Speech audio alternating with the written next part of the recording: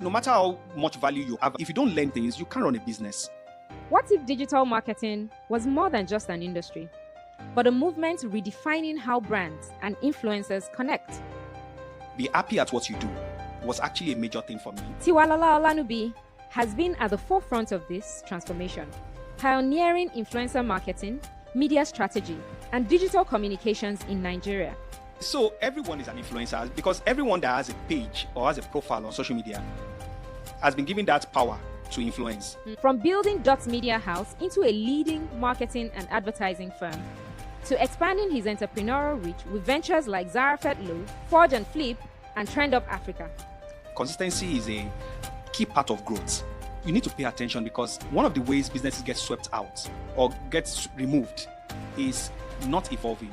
Tiwalola's journey is a masterclass in innovation, adaptability, and strategic growth. A business cannot thrive on popularity, but you can thrive on profits.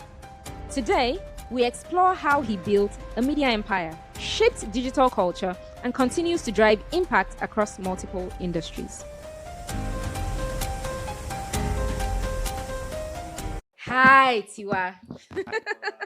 Thank you so much for coming. I know this wasn't exactly very easy for you. You're just coming from a flight and you came straight here. I really appreciate your presence. It's interesting.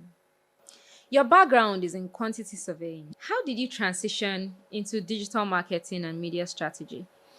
Okay, I think my story is a typical Nigerian story because most times when I speak with friends in their entrepreneurial journey or friends that are running business as well, I realize they are not actually running a business in what they actually studied. My story is one of those. I studied in University of Lagos, the great Akokite. I was expecting that. Unilag people. I got in and I think immediately I got into 100 level. That was when I already knew I wasn't going to practice quantity surveying. This was because one, the course was a 5-year course. Secondly, it was heavy on maths. And I'm everybody's headache. Not a maths person at all. But before I go into school, I was interested in things around construction, things around geology. That was interesting to me. But as soon as I go into school in 100 level, looking at what the courses was about, it was similar to engineering.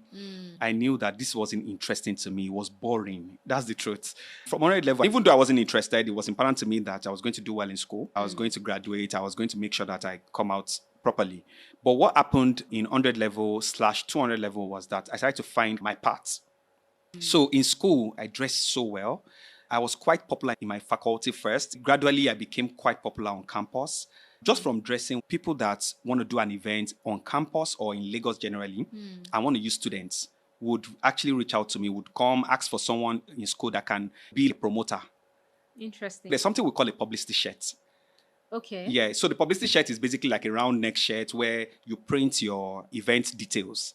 And because you are influential on campus, because you're popular, once you wear a shirt like that, people want to attend the event. So you were already influencing. Influencing, yes. Interesting. Even though we didn't know what name it was called. I was popular in the Faculty of Environmental Science. Gradually, as I go into 200 level, I was quite popular from just dressing well and people knowing that, oh, when there's a major project on campus, TJ Dots is someone that will be, once is attached to it or once is a part of it, would be a good event. So before I knew it, I was getting a lot of that. Projects would want to happen on campus, activations, concerts, they will reach out to me. You weren't looking for I things. wasn't. They just came looking. I didn't plan for it. I didn't know what it was about. I was just doing my own thing, but I attracted quite a bit of lifestyle savvy people on campus. So I started to have friends that are lifestyle conscious and everything. So we're just being known as cool guys on campus and everything. Interesting.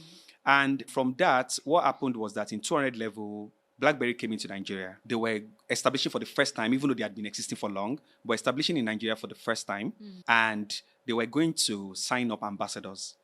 And in signing up ambassadors, they didn't go through the usual route of signing musicians, footballers, or movie stars. They wanted people that were influential on campus, majorly because their product was also going to be sold to young people. Most people that were using Blackberry then were young people. Once young people use the device, they influence their parents. They influence like their siblings. So they wanted to target young people. And the strategy was to sign influential people on campuses. So that was how I got into the mix of applying for the Blackberry Ambassador program. And I became the first ambassador for Blackberry in So Nigeria. you applied for I applied for it, yes. And it was also through someone knowing that I was influential on campus. I saw this thing that they're looking for ambassadors. I saw the criteria. You fit in perfectly. I think you should apply. And out of over 10, 15,000 people, I became the first ambassador. That's a huge win. That was, I would say, the first turning point in understanding exactly what I was going to become or what route I was going to take. For the next 4 or 5 years, from 200 level to final year, I basically handled product strategy. We'll get the phones like months before to review it properly and drop a marketing strategy for how it should be marketed to young people. Right. Would create activations in Abuja, Lagos, Calabar. As students on campuses, in key places in Lagos where young people go. I led that process. I was the lead for that. I did that for the next 4 or 5 years. That period was where I really understood what media was about, understood what aspect I was interested in, understood what influencer marketing was, because all these things we were doing, there was no name for it, or it was just, vibe. Okay, so it's it was cool. almost as if you had a job while in school. Exactly. You did it throughout your school From year. 200 level to final year. How were you balancing this with schoolwork? Great. So, again, if you attend a school like Unilag, where Unilag students are quite industrious, from what I've seen compared to a lot of schools, the students there, and maybe because it's also in the center of Lagos, there's just that grit and that Get up motivation, and do. yes, you have from seeing a lot of the celebrities come on campus, a lot of entrepreneurs come on campus, and you hear their stories and they tell you how they started something from campus. Remember, prior to this as well, I'd done a bit of entrepreneurship where there was something popular on campus then called Shambhala. It was like a hand bead, very popular. I was one of the top people selling it. It was just an accessory for fashion. And as somebody who was always good, people would want to buy it from me. I would go to Yaba and buy it. Maybe buy it like 200 naira, sell it for 800 naira. I did that all while I was in school. Even Blackberry was careful with how we were being engaged. A lot of things fell on weekends or in the evening. So if we have events, it will be in the evening. If we have press, because we did a lot of press as well, to talk about the products they were releasing, the Blackberry 10 devices. So it was quite a journey. That period was when I decided to put a name to what I was doing. From the first year working with Blackberry, Twitter was a major platform that we're using to engage. This was a period when there was nothing like influencer. Nobody on Twitter was an influencer. Nobody. There was no Instagram, as a matter of fact. Instagram was not out. So what we're just basically doing was tweeting about the product. We didn't know it was called influencing. You just wanted people to know about it. Because as at that time, maybe this was 2008, 2009, I had about 18,000 to 20,000 followers. On Twitter. As at then, there was this activity where what we call viral now was called trending. Then Anandu would tweet something and say, RTJ Dots is now trending in Lagos. Adonjazi is now trending in Nigeria. So somebody would have to tweet that. Would have to tweet that. It's an official page. Oh, yes. Right. So there's a way it's calculated, maybe how many mentions you've been able to get, how many. Right. So I think that period was when it really became a thing. So the objective for you was to make Blackberry trend? Was to make what Blackberry was doing, create awareness for that. Okay. That was one of the objectives. By using Twitter, we're able to reach more people, 12 ambassadors using Twitter to. This was when there was not so much noise on Twitter. So whenever you say something, it's loud, you get a lot of retweets. It was huge. And because that was also a first of its kind, there was no other brand that had done that where they signed young people that were not celebrities as the ambassadors. So people were really had to know more about, what's this about? Anytime we put out an event, they want to attend.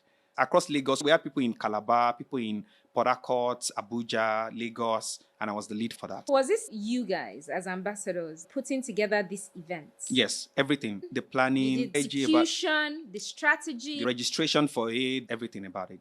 But we had an agency. When a brand comes into any country, the usual protocol is to work with a media agency. The media agency will be the one to execute the process of getting the ambassadors, which is what we do now, and I'm sure we'll get into the conversation.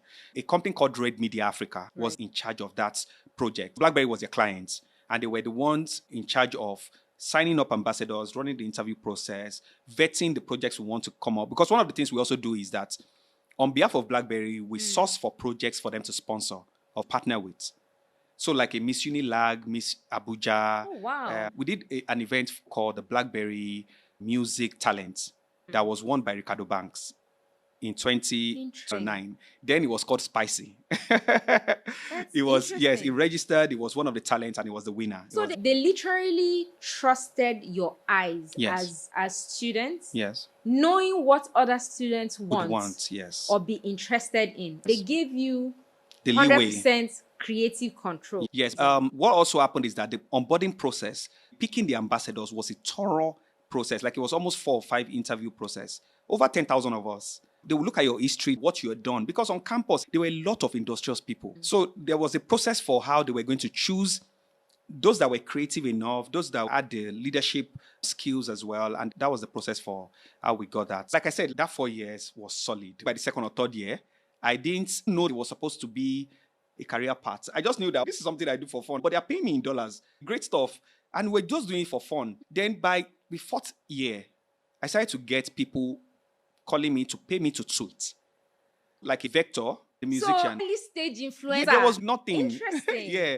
Vector, for example, I don't know if you remember the King Kong album. It was Twitter that was one of the mediums we used. So his manager just reached out to me, Nosa, and said, "We would like you to promote something. How much do you always charge?" I'm like, "Charge for what?" Like, like we don't charge for. And I think I called one ridiculous amount, maybe 5,000 naira or maybe just one ridiculous. And I was paid that. I was like, wow. But can make money like I can this? make money from just tweeting because I was doing it for Blackberry because that was just part of the work that we needed to do for Blackberry. It wasn't like the main thing. There was a So whole you lot of guys things. were doing that as a means to a different end. Yes. So did you know nobody would want that as a service thing? By the time the next set of people will reach out to me to do that same thing, I'd come up with the idea that instead of me being the one to do it alone, I was going to bring on an army of people. So I started to help people to build. So we're now being intentional with helping them to build their followership on Twitter. Yeah, because there was still no Instagram. So building their followership on Twitter, explain to them how they should tweet. When it's on a brand, there's some type of words you can use. This is because I've also now had 2-3 years experience working with a global brand. Right. So now I understand, even when I was joining them, I don't think I knew how to write a proper email. I feel like by the time the next set of people will reach out, I was now able to tell them, apart from getting me, you can get 5 more people. And this is what it will cost. And that was how it began. And up until then, immediately I graduated, I already knew I wasn't going to work for anyone. I knew that I was going to be media. I knew the key thing I was going to use to start, because I think that one thing I also learned is that when you're starting a company, you need something called a USP. That's the fastest way you're going to grow, which is your unique selling point. And for me, that was influencer marketing. So I kicked off Dot Media House with influencer marketing, basically. Wow. Yeah. It feels like you had all of the practice that you needed, and you had it at an early stage. That's grooming for about 4 years. And it was a lot of activities helping you to understand things more, how media works, how it was a thorough training ground. So by the time you were done, you were already pro at communicating. Yes. Helping in an official capacity. Oh, it had even doing grown, events. Yes, it had even grown beyond influence. Now we do social media management at that time, but it was just a one-man thing. It wasn't like a company. I was just doing it as, I'm about to graduate, and I already know about how Instagram works, Twitter works, the experience from working on a global brand. And Nigerian brands, even the existing agency then, didn't understand how digital was working. So it was a huge door opening for me into the industry. So by the time you were in final year, had Instagram come out then? Yes, Instagram came out, I think, about 2012 or so. It became a tool as well. Everyone was still trying to understand how to use it for marketing, because it was a picture platform or a video. It was first picture first. It now evolved into a video. So I was at the forefront of all that, because there was no template. There was no template to follow. I think what was huge before then was blogging. Right. Yes, everybody will go to blogs and before you do any advertising, you put out those things on the press, on the blogs. There was nothing like influencers. Oh, let's give some people some money to take a picture with the product. So that was the process for what started my journey. Interesting. Did you start Dots Media immediately after you left school? Yeah. Okay. Immediately I left school, which was in 2013, I officially knew that I was going to be in that space. I had not registered the name or normal process for business, but I already started to function, because now I finished final year. I was out of Blackberry. Blackberry had even changed the strategy. I think the last one we did was with a company called Dynamics. They released something called BBM channels. It was a new feature I for their remember platform. that. They wanted people in school that had groups, maybe like an hostel, have your channel where you can communicate to everybody at large. Your faculty, They were you can looking have for a group, a communities. community, yes. So BBM channel was the first kind of community thing beyond MySpace and all those platforms. So our goal was to go on campuses and introduce the platform BBM channels to associations. They can be SUG, lecturers. That was the last project before I graduated that we did with Dynamics, the agency that managed us. In getting out of that, I was clear that it's always my first conversation to every person that asks me how I got into this space. I think I was finding that purpose early. At that time, you were dead sure. I was sure at final year that I wasn't going to do any other thing. I think what happens as well is that now that I look back, I'm like, once you're dead sure like that, opportunities come forward because you are laser focused. You are basically, you are not distracted by anything. Any job opportunity that was coming, I wasn't interested. So I did that for about 1 year where I was just freelancing and doing media, again, working with musicians, movie stars to help them promote. After 1 year, I realized I was going to now become serious with it, start a company, build what will become a business. And as at that time, early 2014, I realized I needed to go for an internship because you can have all the value, you can have all the skill, all the ingredients you need to succeed. But if you miss out on the part of running a business, the skill of how to run a business, which is not something that jumps on you, you have to really go out and learn it. For me, how I went about that was to join a company called Redbox Africa, which you're a part of. It was a great journey. I did 6-7 months there. I think that was also my foundation for how a business should run, how managing team members, managing finance. These things are the core parts of actually running a true business. It's beyond you having the USP, beyond what you're selling. It's the important aspect of how the business will thrive. So I did that for 6 months. I became the digital lead for Redbox Africa, basically helped to grow the social media presence for the company. And in 6 months, I knew that I was already certain. I had already grabbed what I was looking for in terms of the ingredients needed to run the business. And just after that was when the whole journey began. So that is interesting. You had already garnered certain skills. Yeah. As the Blackberry ambassador in Nigeria, what would you say were the key lessons or key skills that you learned and contributed to you being dead sure that this is my path in life? Yeah. Okay. The first thing I would say would be whatever you're doing, make sure you are happy at it. It doesn't feel like work. That's when you will truly thrive as a human being. If they wake you up at midnight, you're ready to go because you're like, I enjoy doing this thing. Even if it's from sleep, I'm ready to go. And I feel like that was what, remember when I said when I go into 100 level, the way I felt about quantity surveying was boring. I know for sure I didn't want to live my life like this. Going to an office, waking up and doing, or going to construction sites. Immediately I got that Blackberry gig and I was doing that. I could see my true self. No matter what the project was, like it was always interesting to brainstorm on, oh, this Blackberry Z10 is out. How are we going to sell it? It was exciting. It was always different projects, different devices. So it was dynamic. Yeah, speaking with Al Jazeera, speaking with CNN. It was very exciting. For me, I felt, and also, remember what I said, by the third year, Twitter was becoming a big thing. And the same thing that is happening now with AI. Yeah. And you're like, it's interesting. You want to see where this will turn out to be. For me, that was a key part where I realized that this cliche thing people say, be happy at what you do, was actually a major thing for me. While I was doing that work, I was truly happy about it. That foundation really built me. It was one of the things that built my communication. I'm an introverted person normally. So it would even be surprising that I work in media because I'm really a quiet person, introverted. Yes. But the Blackberry project really puts you in the forefront. You are speaking with a lot of students. You are planning activations that are going to hit 3,000 people. You are speaking on Al Jazeera, like I said. So you had to, it was so it pushed out. You brought you out of yourself. It brought me out of myself. You learned how to connect with people, communicate more, be able to differentiate your work and your personal life. So that even though you're an introverted person, you still know what needs to be done on the work and everything. Now that's a big one. Being able to separate your personal life from your work life. Yeah. And whatever your work life required at that time, it taught you to give it. Yes. And I can also imagine that it also taught you to articulate your thoughts. You're talking to the media, you're able to put your thoughts together succinctly and drive home your point within that time. Exactly. Like that's something that I feel is always a continuous growth. I feel like once the camera is not on, I speak easily and everything. But once the camera is on, I'm like, oh, and that's something I had to grow. I remember one of my mentors, same thing he shares. Oh, he fully introverted. But every time he shared, he needed to build himself because this is key to my growth. So it's something that you need to build and know that once the camera comes on, you need to just get it done and everything. So I think that Blackberry project was a major starter to building that skill. So moving to Redbox, of course, you know you want to go into business, right? Yeah.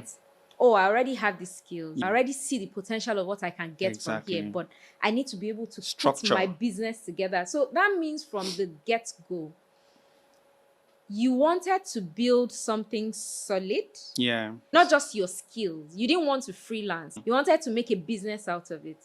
What did you think you needed to get from another business? And do you think that one business was able to give you what you needed? Okay, yeah. When I decided that model was, again, before you do anything or before you start anything, they always say gather knowledge. It can be from reading books. It could have been watching YouTube videos. It necessarily didn't have to be going to a physical place. For me, I believe in consistency. Consistency is a key part of growth.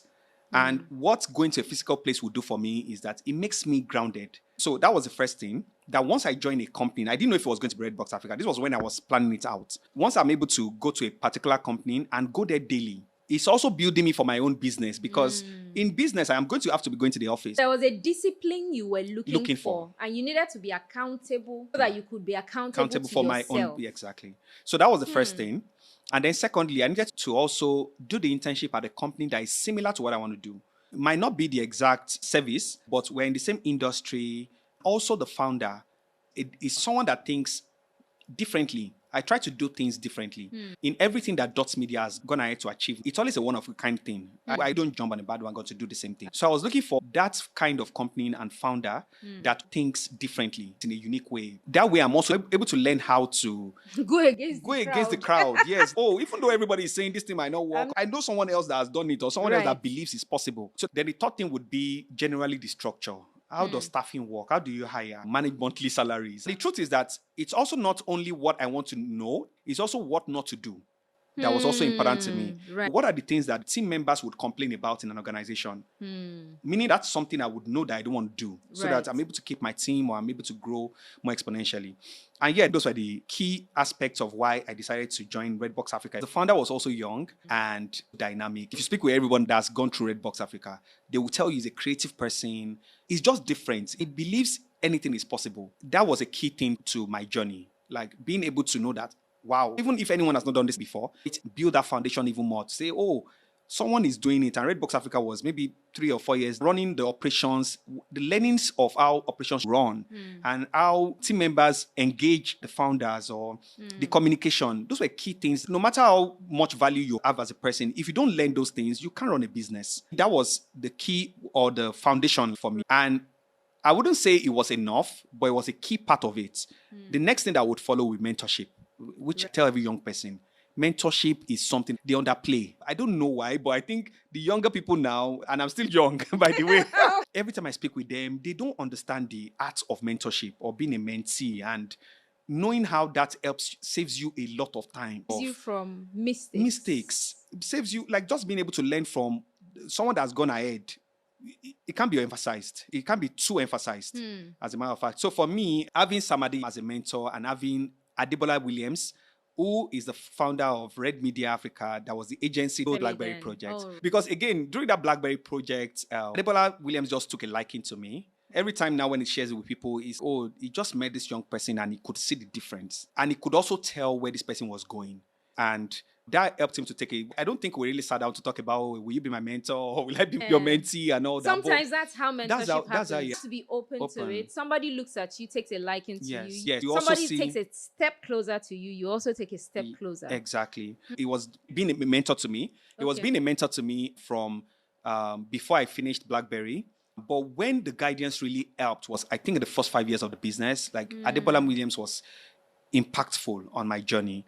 Right, in just guidance, being able to have someone to speak to and share an idea with, this is the project I'm trying to do. What do you think? Or being able to open doors. Because that's what mentorship does. Like you might have all the greatness and everything, but without access, you can just be there in the blind. So having Samadi and me, having Adebola Williams was a key part of that foundation for where I've gotten to now. Interesting, fantastic.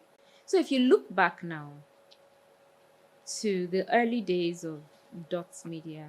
And that could be the early days before you even decided to say, you know what, let me go and learn a bit of business. Yeah.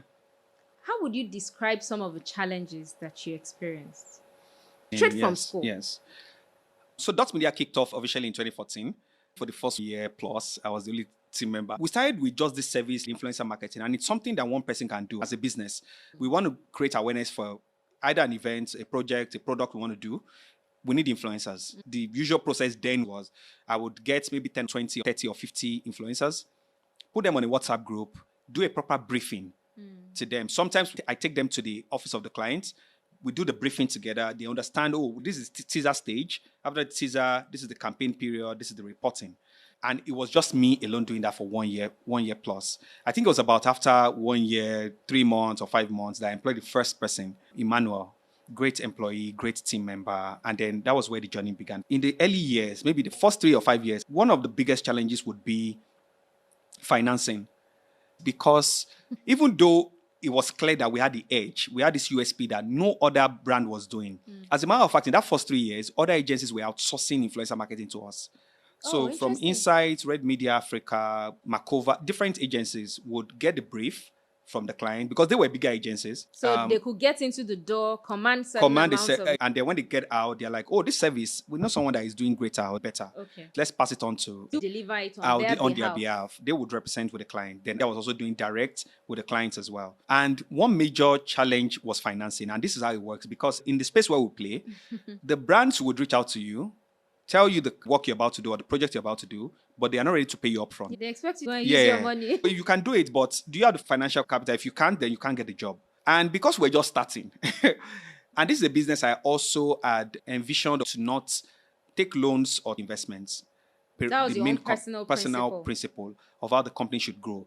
If it's not needed, and that was because I also believe that for what we're doing was service-based business, we don't necessarily need investment. We don't really necessarily need loans. So once the client reaches out and gives us the project or the brief, that was always the biggest challenge where we're like, oh, now that we've won this client or this project, how do we go about it?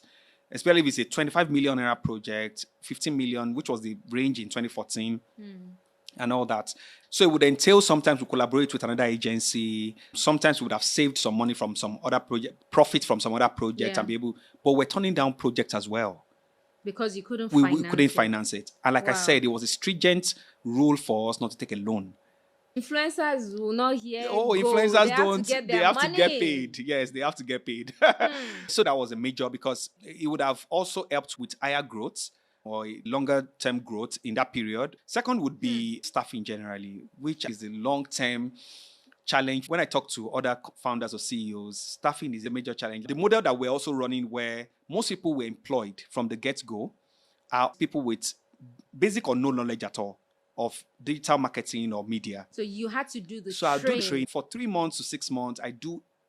I'm very hands-on as a founder or as a CEO. My team members say that I'm not the typical CEO. I can be at an event, I'm picking up chairs to go. I don't just sit. You see a lot of CEOs are not typically like that. So for me, that was the model I used in bringing on people. As long as you had the right drive, you had the interest, you can do it. So we just bring you in, do 3 months, 6 month training. But what happens is that in 1 or 2 years, they want to leave. Because the problem is that now that you are experienced in it. So after training them. After training, yes. After other agencies want to poach them. Brands want to poach them and they offer them a higher pay that we cannot pay. Can't afford to. Yeah, what we've done is I brought you in, trained you, and we're supposed to both add value to each other for a period of time. One thing I say is that the staff scenario with employers is not a marriage. Nobody can be there forever. It would be nice to have the team be with you forever, but it's just what it is. That was a big challenge in the early stage where it was hard to keep a team that was going to be, oh, this member has been with us for 5 years. This member has been with us for... And I can imagine how extra frustrating it is because you couldn't afford to hire the top of the range people. It was also a relatively new space. Exactly. It's not like there were a lot who understood exactly. So you constantly had to bring in people who didn't know anything, train them. Yes. At the time that we're now supposed to be working without supervision. Yes, without supervision. They get a poach and leave. And go. That was a challenge. So you were constantly training. Yes, and it was a big challenge. Up until now, staffing is a continuous because in the last 4 years with the brain drain, where people are on the How many jackpot stars journey. have And you lost to jackpot? it's something. I also think it's a blessing with COVID and everything, because what Right. happens as well is that you are able to now bring up a structure. Not all Yes. team members need to be full-time. We have contract staff or contract team members. We have people that work in other countries, not in Right. Nigeria alone. Makes sense. So I would say those are the two major challenges in the first few years. Sure. Client was not a problem. Just get me in the room. yeah, it wasn't a problem. For example, we always say in the first 10 years as well, we've never tried out sales before.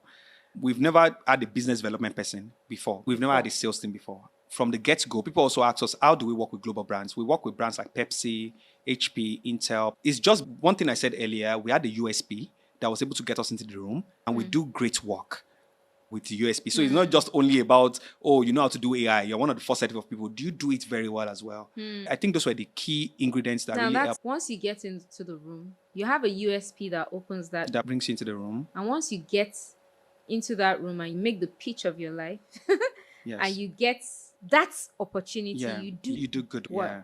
That's why for the last 8 years, we've been working with Pepsi on digital marketing and all that. Yes, we've worked with different brands, 3, 4 years, 5 years. So based off your good work, you tend to have clients that keep coming back. The highest funnel for clients that we work with is referral. And I think that maybe that's what has also informed us not having business development, because we really just get referrals. We get people reach out to us. Oh, we heard you did this work on this brand. Netherlands Embassy referred you. And they were able to get on that job and sustain it. That's very powerful. Yes.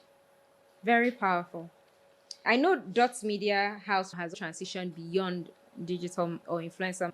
It's now a 360 Company. But in the earlier stages, more than 50% of what you did was influencer marketing. 100%. What made your agency so dominant? Did you even have competition? Within that competition, what made you dominant? Okay, when we started in 2014, I started with influencer marketing. We were doing like the digital marketing on the side. Some clients will come to you, even though you're doing the influencer marketing for them, they're like, oh, but do you know how to do social media management? We're like, yeah, we can do it. But we don't necessarily pitch it. As at the first 2 years, we didn't used to pitch every other thing. Like media buy, like sponsored ads, social media management, content development. It was strictly influencer marketing. So That's what we started requested. as. Being an influencer marketing agency. Because remember what I said about the USP. Once you have a niche and you're able to conquer that niche, it would open, they know you, let them know you for something first. Before you start to introduce, we can do this as well. So for us, I've always known as the visionary that it was going to transition into becoming where we are right now. But it was going to be a journey. How it would happen, I didn't know. But when I look at companies like Insight Communications, that was where we're going to go to. How we will get there, the process. The first 2 years, we started with that influencer marketing, and there was no competition. Like I said earlier, we had Insight, Red Media, most agencies outsourcing that part to us. They go ahead, pitch for the client, win the client, and they just give us that bit of influencer marketing. By the third year, a lot of agencies were starting to see that this was a viable service and decided to add it fully into their agency. So the agencies that normally would have given that now started doing that Yes. by themselves. Yes. Interesting. Yes. By the third year, we became fully a digital marketing agency. That was the first transition. We now started to do everything around digital marketing. And fair enough. Yeah. Those that would give you work has now And now- taken yes, your work. They are yes, doing it. So yes. you also decided Even to though we're enter still into doing their quite a bit, forte. we're still doing a lot with influencer marketing. Right. But what now happened also is that you are basically just aiming to bite more of the cake as well now. Because now we have this lineup of clientele. And the way we also make decisions is that, like I said earlier, we try to do things uniquely. We don't just do it because everyone is doing it. We started to get a lot of demands as well. The brands would reach out to us and say, oh, is it only influencer marketing you can? Oh, we wanted to work with an agency that would do digital marketing fully. So the clients didn't want to deal with too many agencies. Too many agencies, yes. Can you also do this? Exactly. That was one of the key things that informed our transition as well. Okay. To say, oh, actually, we do it. We don't want to be known as an influencer. Maybe it's time to transition and now become a full digital marketing agency. So in the third year, we did that, started to do social media management, which was the second powerful service that we do. We create content for the brand, graphics, create websites, and that was done for the next 2 years again. By the fifth or sixth year, we also transitioned from being a digital agency, because now as at the sixth year, which was 2018, we are done really well. We're working with quite a bit of global brands. We're known in our industry. At that time, we had even released an industry report on influencer marketing. So we're totally Nigerian influencer Nigerian marketing. influencer marketing. Report, It was yeah. featured in New York Times, featured in major platforms across Africa. We had stamped our position in the industry. We also made a strategic decision. Now we're a full team to start to pitch for full 360 marketing projects. And that was when we transitioned into becoming an advertising agency. And it was also gradual. What informed that? Were your clients also asking? Or you just felt like, okay, we've done this? Because now you started as an influencing company. Yes. Your clients began to request, oh, can you do a bit of social media as well? Then you took that on and became a more rounded agency. Yes. What informed that transition? Yes. One of the things that informed that would be that as a company, you have to set long-term goals. So for us at that moment, we're already working towards becoming more than one company. So in 2017, 2018 was the first time we launched a subsidiary company called Trendupp. Influencer marketing was doing so well. Everyone knows what influencer marketing is now.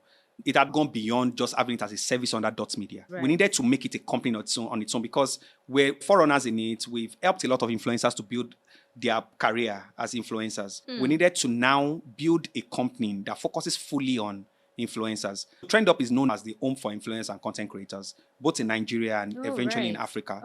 When we created that company, we knew that it's become a company on its own.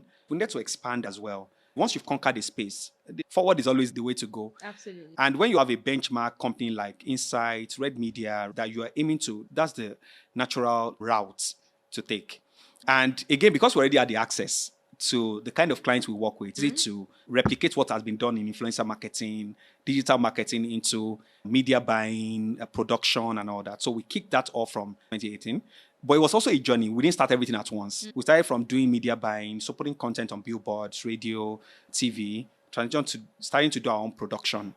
From being a full digital marketing agency. So you added media buying. And you were buying media not just for digital. Yes. You were buying media across offline now, traditional media buying. So we're buying across radio, TV, billboard. That's now gone beyond digital and influencer marketing. And then that was when we really kicked off a lot of the projects that has now brought us where we are now, like the Trendupp Awards, the Digital Jollof events, just different projects that we now do outside Nigeria and within Nigeria. Interesting. Let's talk a bit about Trendupp Awards. It's interesting to me. It's actually very interesting. And I take that back to what you said earlier about why you went to work at Redbox. How you were looking to work with a place that they do things differently. Because you believe that was how you were wired. Yes. What informed, because influencer marketing was new, what informed you creating that? Because right now, as of today, that is still the only word that honors and sees the achievements of influencers, and they all gravitate towards it every year. Yes. What informed that? Okay, everything we think are dots. We just want to do something that is the first time. Because if 5-10 people are already doing something, especially if it's one thing that we hear in the first 5-7 years of our business was always, can you do a training? Can you do a seminar? Can you do an event that would train people on how to become? I'm like, you can actually get this anywhere. It doesn't, like, we don't have to, there are so many events that teaches how to become an influencer. If you go on YouTube, there's so many things. So it wasn't exciting. For me, everywhere I lead my team members or how my team members have even grown to think now, is that if it's not exciting, if it's not going to challenge us or make us... Why do it? Don't just join the bandwagon. For me, every time we've heard that, do a seminar, and it's always been a no. Immediately, we created a Trendupp company. We have different initiatives coming out. There's a mobile app we released that we've drawn back to create something different with it, and then we're going to relaunch it. But the mobile app was majorly to have that platform. Trendupp is the home for influencers and content creators on a platform where they're able to enjoy different things, enjoy funding for their crafts. Look at Korodun Boys, for example, who create short films for social media. Imagine what they'll be able to do with them getting resources. Imagine the people creating pictures of photography and everything, what they can do if they're able to get people support the craft. So once we are having that platform where they are going to be able to get that funding, be able to get tips from their fan base, you see how people come out from Big Brother and they're getting fans buying them houses, buying them cars. That's the power of the fan base. And being able to have that done on the Trendupp app as well, where they're able to connect with their fan base more directly. These are some of the things that I can't share too much, but these are some of the things that the Trendupp app will do. One of the initiatives we thought about was that because of our journey of how we started the influencer marketing direction, we realized that we know more about the work they do the effort they put into this work is so much that people are not Huge. seeing. A lot of people don't see what these guys We do. take it for granted. I'm telling you, 1 minute content on social media takes them to create. The resources, the time, the effort, is a lot. And we're like, how come musicians have their own award platforms? Footballers have their own award platform. Movie stars have their own. It means that people don't respect these people enough. Or they don't just see it. It might not be even, it might be that they just don't see it. Like they just think, oh, they are playing. And we realized that it was time to create that platform that really recognizes them and shows the efforts and everything that goes into what they create. And 4 years down the line, this year is the 5th year. It's just been amazing. It's become an award that they've all embraced. You have to see when the nominees list is coming out, how much they are looking forward to being nominated. It's just been a journey for the awards. That's really very powerful. And I think the fact that you yourself started out as an influencer. Now, I don't know if you did influencing to how it's being done now. Exactly. I was going to talk all about the guys that are doing skits. Yes. And they're really doing full production. Yes. I can understand that from production. a production perspective. And a lot of them are probably also doing this without having the kind of team a production company would have put together. Yes. So in terms of seeing that effort, but how, in the beginning, how did they embrace it? And how has that morphed to what you have now? Was it a struggle getting them to see or to understand what you were doing? Was it a problem getting support? Yes. In terms of brands, even kicking it off. I remember the first one. How was that journey? Despite the fact that you already had an organization, you had KPI in that bit. Yes. But to get this thing off the ground, how were you able to convince people that, see, this thing has never been done before, but this is how we're supposed to do this, and I need your support? To be honest, I wouldn't say it was complex or difficult. And the reason is because becoming an influencer is quite easy. We intentionally built some people, right, to become influencers, because what we do is that we're able to cite someone and say, the way this person talks on Twitter, you have what it takes. Talent. Like to tweet something and it goes viral, or a lot of people retweet it. You are probably just not channeling it right. Okay. So we're able to help you and guide you and say, oh, you know what, Pamela, instead of going about this thing like this, right, this is how, if you tweet this at this time, you're able to get this amount of retweets. If you say, once this topic is going on and you make a comment like this, you're able to get this amount of retweets. So for the journey or the process, it wasn't complex because everyone that became an influencer, everyone that is an influencer right now, already had it in them.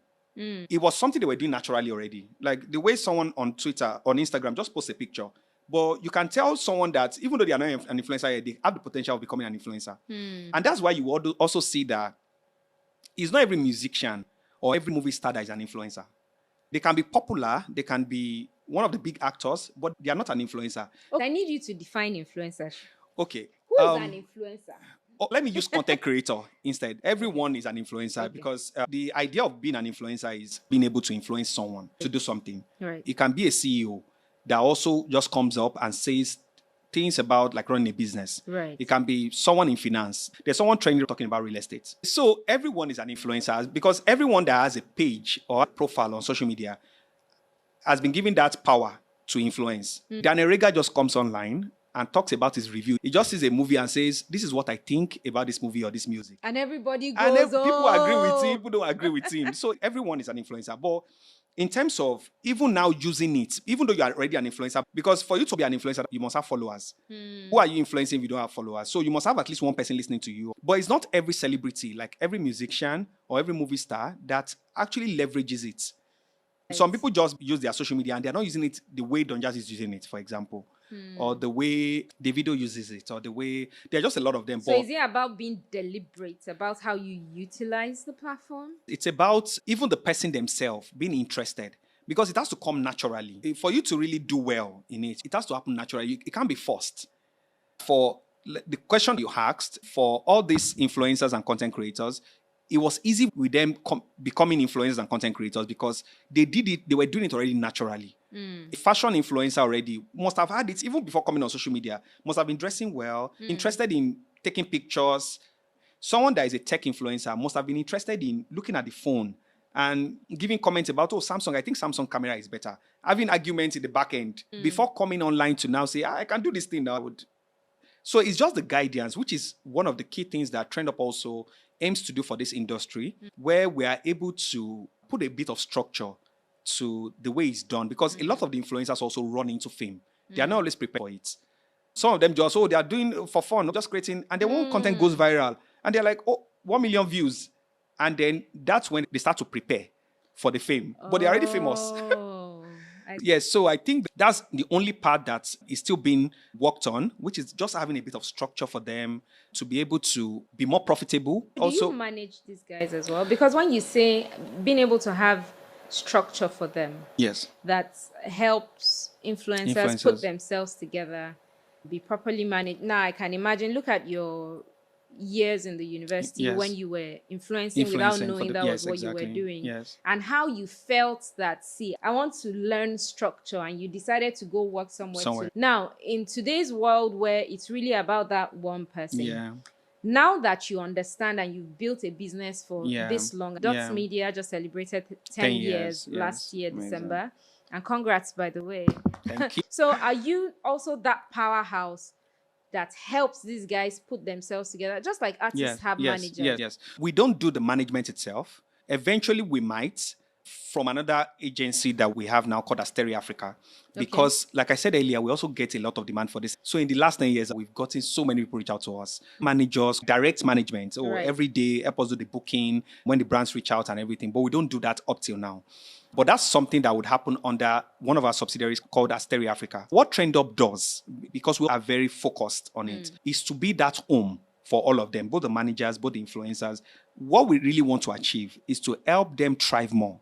Anything that has to do with the award. Nobody's honoring you. We're going to honor you guys. We're going to create that platform that honors you and help you grow.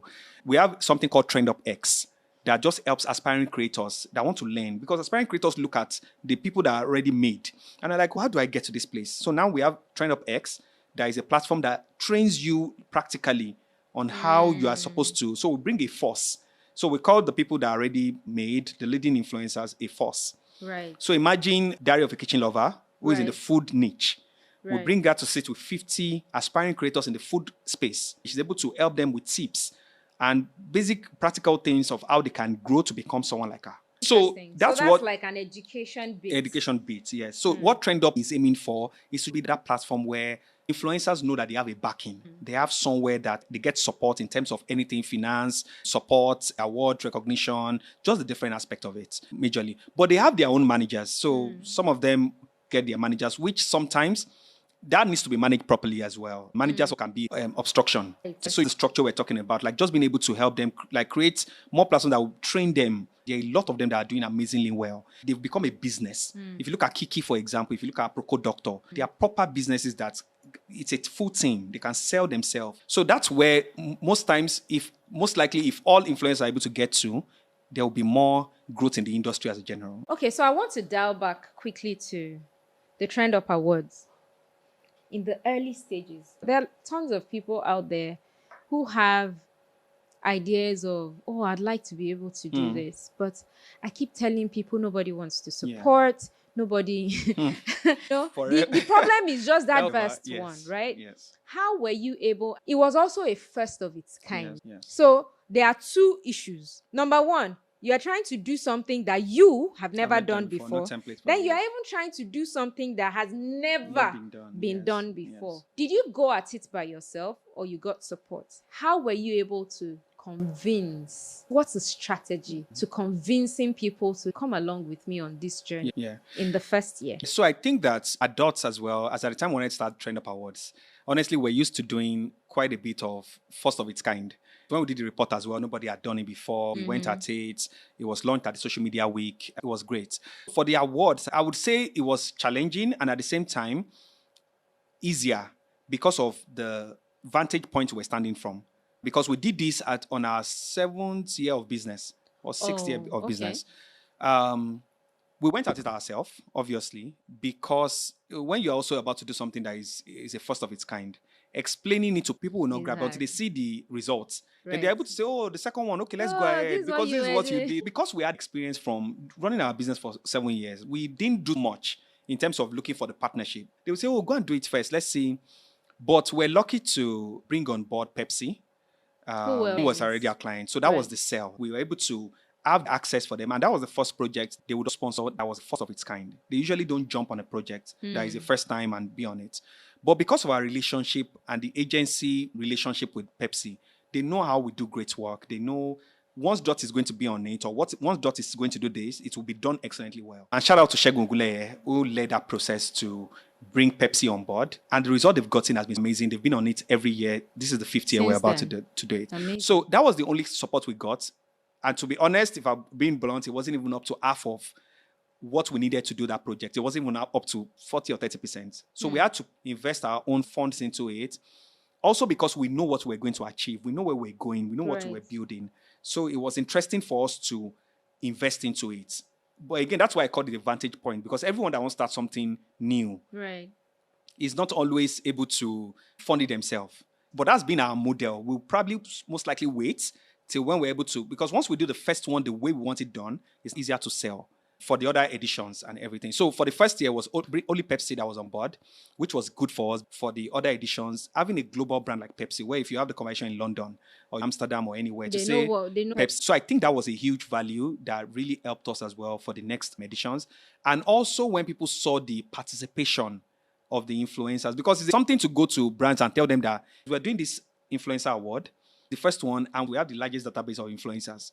It's not everyone that will believe or know it. So from looking at the first year, they saw how all the winners turned up, having all the influencers in the same space and everything. It became believable. And everybody is trying to cut the influencers anyway. Exactly. And remember what I said also about when you get the chance as well, do you do the work well? So one feedback we've gotten from the awards, for example, is that every year people see the difference. They see the growth. Right. What's something different, new, was better. Right. That's from us pushing ourselves, challenging ourselves every time to make sure we do this thing better. Our core audience, who are the influencers and content creators, happy and feel proud of this is our thing. This is our award. This is our second year, for example, bringing on a brand like Cheaper Cash that was able to give out $1,000 to all the 16 winners.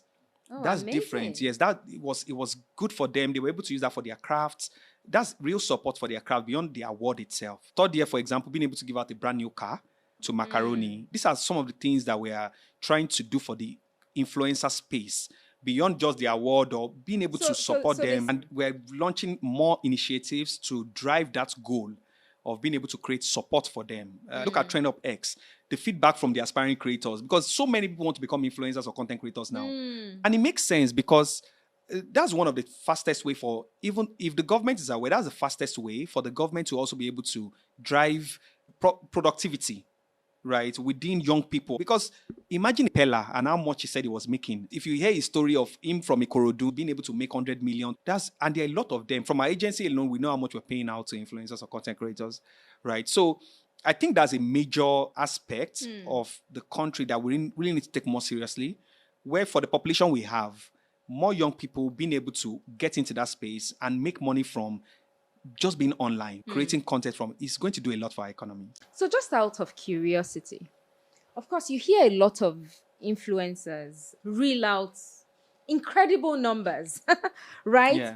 Sometimes a bit not believable. And I've been in conversations and they be like, this, that. Yes. You work with these guys directly. Yes. And I'm asking this majorly because, like you said, there's so many people aspiring, because it has become an aspiration just based on how these guys are being able to support themselves and their lives. Yes. Are these numbers close to being real?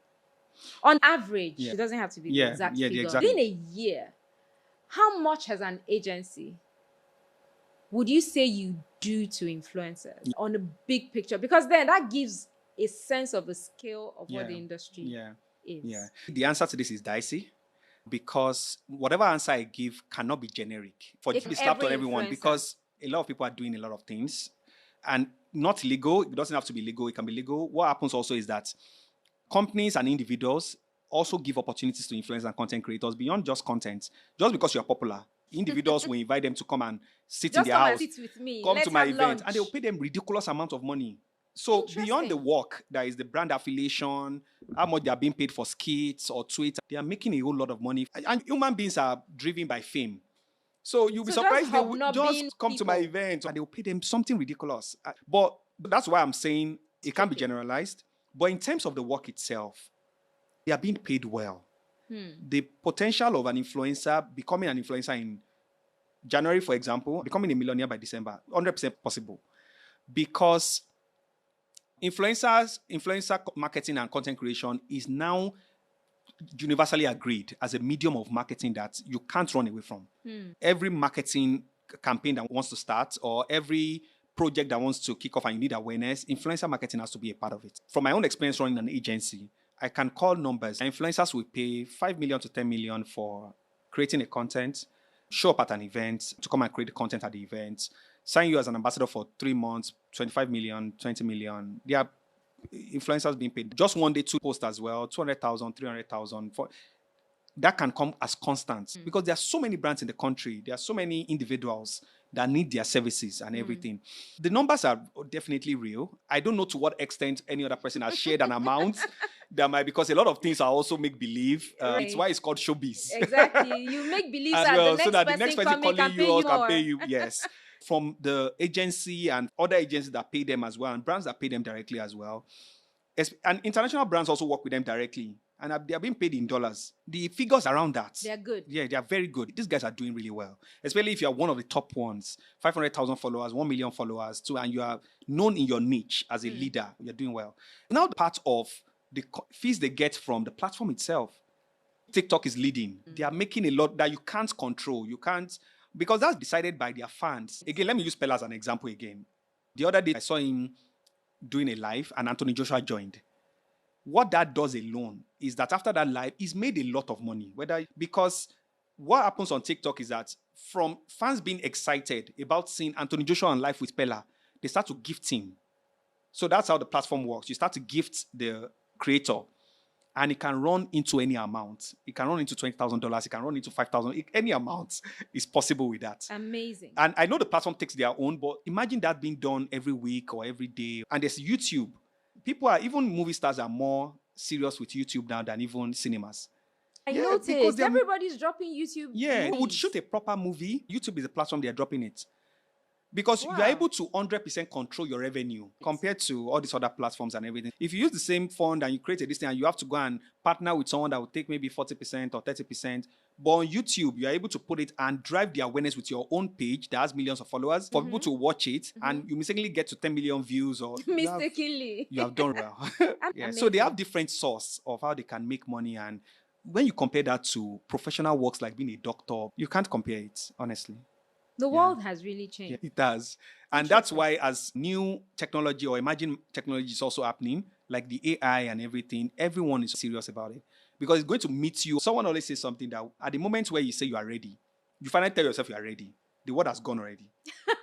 Yeah, so when you are looking at AI, when you are not ready. Yes, once you tell yourself, oh, I'm finally ready, you are not on the late. cusp of being ready. Yeah. Interesting. Yeah. Okay, now I want to talk about Tiwa. And it's from the angle of you like to venture into a lot of different business portfolios, right? Yeah. At least I know on this conversation alone, we've discussed the expansion that Dots Media has done. Yes. So from Dots Media, we've talked about Trendupp, we've talked about Trendupp X, we've talked about Asteri. Yes. Did I miss anyone out? Trendupp, no, I'm not sure. Other initiatives under Dots Media. Dots Media.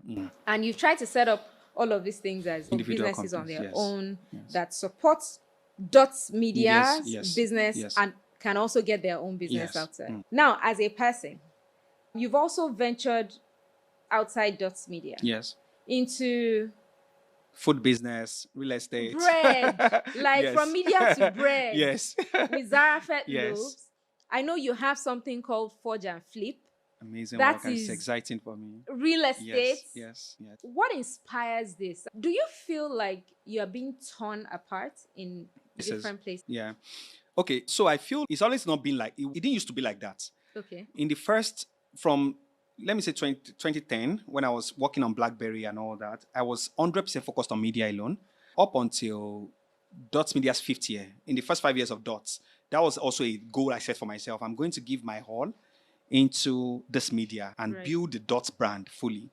The first ever company I created, except Dots Media, was the food business. So in the first 5 years, I was focused on just the media and building that up. By the 5th year, what was important to me was to diversify.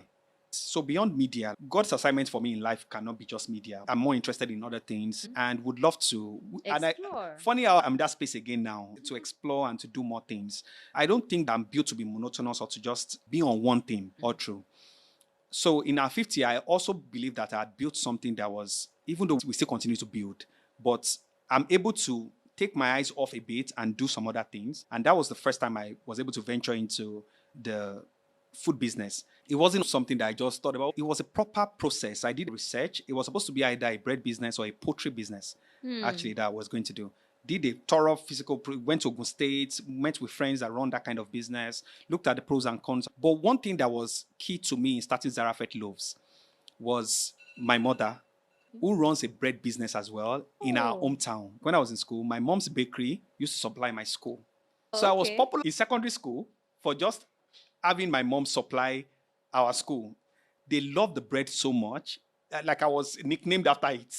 From when I was young, I was always going to the bakery with her. Maybe on holidays, I would go to the bakery, see how the process is done. It was very interesting, like just seeing the process of a bread, the mixture of the flour and sugar and everything, molded into the pan. Clay ovens, as at that time, it was clay, exactly. It was clay, wooden, fire and everything. Seeing the process of it being molded into the pan and then the wait out time of rising and then you put it into the oven and the fresh bread comes out. It was amazing. Then you try that fresh bread with butter, melting on it. Bread. Oh my God. They were crazy. She eventually stopped. My mom is over 60 now, almost 70. After a while, we all moved to Lagos fully and it was a business let go, even though the building and everything is still there. So as at the time I was going to diversify, that was an interesting space for me to get into. It's always been something I was interested in. Plus, not to take out the financial part. Financial part is that everybody will eat bread. Bread is one of those food that everybody will eat every day. So by the time I checked out the pros and cons, it was the business to do. And I can't even speak about that particular growth in 3-4 years. Being able to go from just having that one branch to having 2 branches. In Lagos. It's been amazing. I can do everything end to end in terms of the bakery. Because one thing I also do, if you remember what I did with Dots, going to do internship somewhere is something that was important to me. I learn everything I get into. So you did an internship? Because I had already done it without knowing.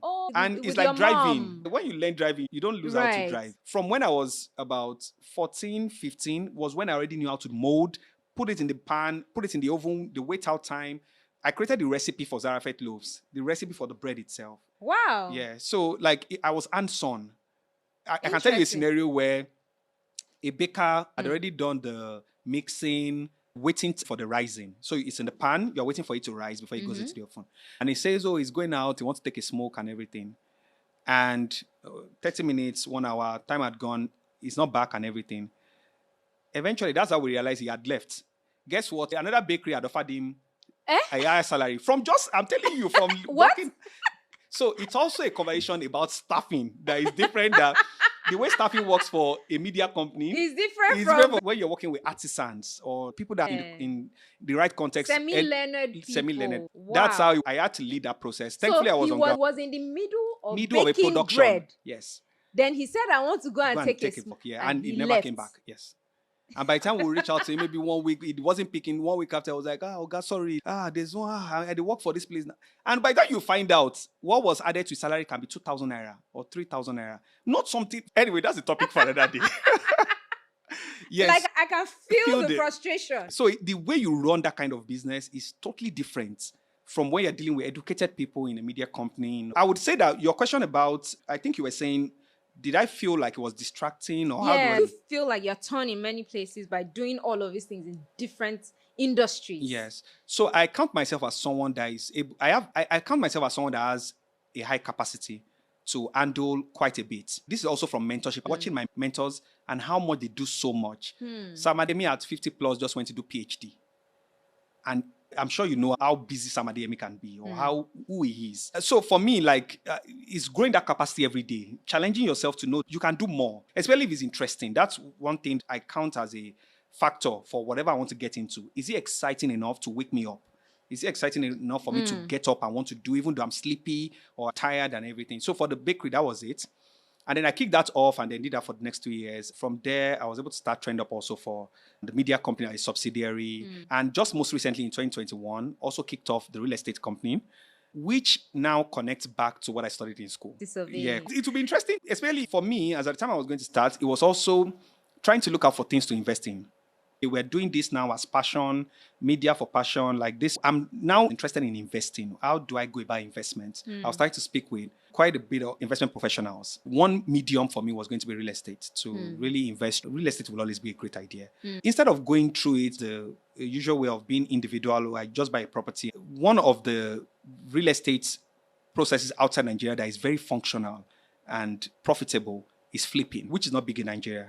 As a matter of fact, I don't know anyone that does it. What our model is that we buy undervalued properties, refurbish it, and then we're able to Then sell. you hold it. Either sell or hold. We've held a bit of the ones we've purchased, but we don't do renting. There's just so much happening with renting in Nigeria, but the goal is to sell. Eventually, when it becomes profit, you hold it for a bit and then sell for a higher value. I run that with my wife. She's a co-founder of Forge and Flip. It's an exciting project we're working on. Just being able to sell an undervalued property that looks a type of way, and then you're able to refurbish it. And by the time you are 4 months after, you are seeing something that it has become. So that's what the Forge and Flip vehicle and the company is all about, the flipping model. And I think it's consistent with everything you've said. Yes. Even though you hated quantity surveying, you're wondering, how am I going to get past it? But now, look at this. It's consistent with the fact that you are hands-on. Yes. You didn't just want to buy. You could have just bought and... Imagine the exciting thing about putting together... First of all, dreaming about what am I going to turn this place into? And it's always exciting. You start working at it. Yes. Though you scream your head out, because then you're working with artisans. Which my wife does amazingly well. Fantastic. Amazingly well. Dealing with artisans is something in Nigeria. I don't know if it's different outside Nigeria. I think it might be better. But in Nigeria, when you're dealing with artisans, it's a learning you have to take from God to how to manage working with people. From God. Yes, it's something else. Interesting. That's what the journey has been. I'm always looking out to... Again, like I said, one thing that is most important is just the excitement. And at this point, obviously, profit as well. We all have just 24 hours. So what I want to put my time into must also be very profitable, or value for that time. There must be value for it. And Dot Media on its own end, for us after the 10th year, we're back to day one. There's just so much we're about to do. We just expanded into the Francophone region, for example. Oh, nice. Our office is in Côte d'Ivoire. Speak French? I just started learning that. Like I told you, 2 months ago in December, I registered at Alice Francais. I'm learning French now because it's a huge barrier in the Francophone region. Why did you go to the Francophone? Okay, so we handled this project for a client in Côte d'Ivoire, the African Nations Cup. Okay. Their participation in it. Right. So I spent a bit of time there. And just before then, we had also been thinking of expansion, but we didn't want to do the expansion out of, you know how most companies, when they get to a particular age, you just want to expand. We wanted to have a reason and really look at it that the reason why we're even doing this is profitable. It's a proper direction for growth. So we're just thinking of different regions. So how do we, as a matter of fact, Middle East was the first that we're thinking about. Dubai, because media is big in Dubai. Top global companies are all in Dubai. So you're able to reach them even faster, able to deliver this great work that you do for companies outside, and not just wait in Nigeria for people to be coming to Africa or Nigeria first before they reach out to you. You're able to do this work outside. Spending time with my team doing this work for this client during the African Nations Cup, I was able to learn more about that space and how much spend that they have. Their currency has been stable from 2011, for example. Their currency has not dropped. It's been stable. Compare that to Nigeria, right? That was a factor.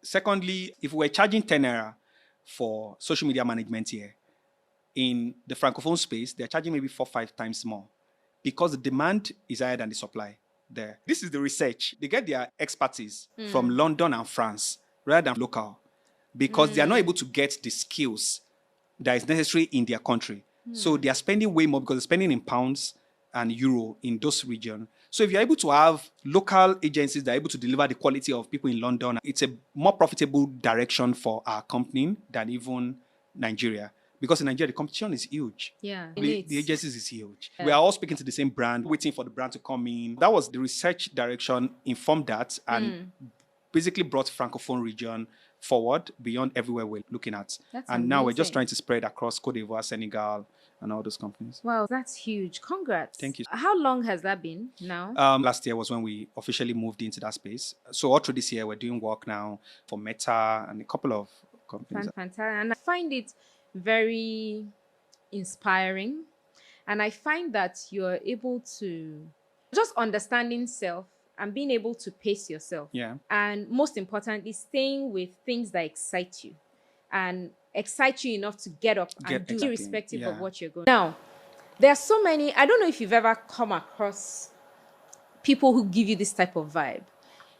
You do so much, and it's guy, focus now. Is it only you, bread, you this, you that? Which one is next? Is it only you? Do you get that? And how would you say people should address that in people? If you ever see a problem, it's either you are supposed to solve it or you are supposed to support somebody to solve it. Now, and because you can see one problem is the reason why you can see 10 or 20 other problems. But within our environment, it's almost as if I stay in one place now. We know you as XYZ, so we only want to know you as that. But you've been able to get yourself out of that space and lend yourself to so many different things within media and even outside to other industries. What would you say to people who find themselves being like this and they keep beating themselves down saying, no, there's something wrong with me. There has to be something wrong with me. Wow. I don't think that there's actually anything to say to those people that talk to you that way, to say, oh, just do one thing. I think it must be you yourself. So there's a phrase that I run by. It's a mantra for me. It's man know thyself. It's the concept of, as long as you 100% understand yourself, who you are, like you are in tune with who you truly stand for, to thyself be true, you are not going to be bothered about what is next. Because again, people speak to the level of what they know or what they are able to, their own understanding, their own capacity, their vision. Yes, it makes sense. If you look at someone that is wealthy and he runs for president, the natural thing most people will say is, you're already wealthy. Why are you running for president? You don't know what is driving people. So I've realized that people actually, I feel like I've never experienced it. I really don't get people that say that to me. But I've heard a lot of people experience that. Or people say to me that, oh, this person does. I've never just had it before. It might also be the way I go about my businesses. These other businesses that we mentioned, as long as it's not media related, I don't put it out that much. Because the way I run these businesses don't actually need the media. So the food business, for example, I have huge distributors across Nigeria or in Lagos. I don't need any form of media for the business to sell. So I'm very subtle. So you sorted that business plan and it's and it's same thing with the real estate. When I explain the idea, it doesn't need media. Not too many people also know. And it happens with a lot of successful people as well. You'll be surprised at how many things they're involved in that you're probably not aware of. When you see someone involved in many things and everything is out there, what I would say to whoever is like that is that you know your capacity. You are the one that knows what you carry. Yeah, and assertion is very important. So for me, that's also something that is key to my journey. People you have around you is very important. So the people you bounce your idea off is very important. Like, it's one of the most important things. As a matter of fact, when my mentor was talking about this year and talking about possibilities, Samadi Emi, right, it was saying that as you see opportunities this year and these opportunities come your way, one thing that will be important for you to achieve the results of the possibilities would be the people you have around you. Because the people you bounce your ideas off will crystallize are more what important. comes out of it. It's very important. I'm very intentional about those people that I have around me. So that once I'm telling you I'm about to start Trendupp Awards, you're not going to tell me, are you sure? I don't think you should do it. I don't have people like that around me. Or I'm telling you, what do you think about it? I'm hearing your ideas about investment and I'm sharing what I want to do. The attitude is very important. So I would say that you need to cut off people. If not, these are like obstacles to your growth. It's not one person. As long as you know your capacity, what I'm always just pushing for is that work towards being excellent at it. Right. For me, I pace things. If I aim to move dot media to Francophone and it's beginning to affect what is working, I would rather pause it. We're trying to pitch for clients. It's not about I'm trying to have 10 clients in a year or have 20. I need to make sure that we're doing excellent work. So even though you want to do so much or you want to diversify, it's better to be excellent in two things than to be average in so many things. Because that excellence is what will stand you out. That excellence is what would. But it's a journey where you have to make sure that you are also not rushing things. So if you see my story and everything I just shared, there's a pattern to it. It's not just, I'm just waking up. When I was doing investment as well, I'm focused on forge and flip. I'm not trying to do too many things in that space. So you said something powerful. When you're trying to do something or expand into something, and if within that process, what you're trying to do begins to affect what is currently working, you put a stop to that. Why is that? What's the thinking behind that? Because you don't want to lose both ends. Yeah. So there are people that, let's say you start from 1, you're on the path to get to 10. The decisions you make on your journey to 10 is very important. If you get too distracted during the journey to 10, it would take longer. Before you know it, you think that because you are diversifying and I'm now in this space, I've launched again in this region, it might look like movement or like it might look like you are moving forward. But at the end of the day, if you had focused on what started it, you would have probably gotten to 10 faster. So I think that's one thing that I see a lot of people doing where there's so many things they get involved in, but it might be disorganized. It's not aligning back to something, to the eventual goal. And what people don't do as well, that I also mastered doing, is to do reviews. Even though you start something, it doesn't mean that it needs to continue forever. It can be for a season. It's not a cast in stone that I started 3 companies, the 3 companies must be existing forever. Or I started 3 projects, it must be existing forever. So you need to also grow, being able to review things. At every time we sit down and review projects, so do we need to stop this thing? Is it still aligning with our goal? But people are also scared of stopping things. When you don't have the right goals or the right reasons you started something, you'll be biased about those decisions and everything, yeah. Like the bakery, we paused it for a while because of... So the process of how the bakery works is that at the beginning of the month, you do an analysis study of, okay, for this month now, looking at our customers and everything, we're going to need 100 bags of flour. For the bakery, you need about 15 ingredients for a bread to come out. Flour, sugar, butter, preservative, yeast, there's a lot of it. And we do the analysis at the beginning of the month. Based on that analysis, we're able to run all through the month, right, until the end of the month, and we're able to do a breakdown of, okay, this was our expenses, this was our profits.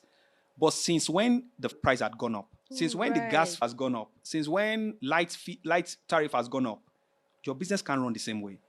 Every day, what you buy today... So you can't plan for a month anymore. Yes, for it anymore.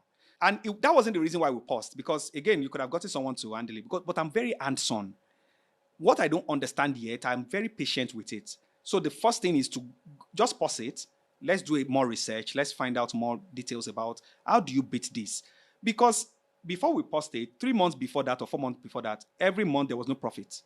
We're basically spending from pockets, from maybe profits we've made before. That's no more a business. For me, these are the things I set.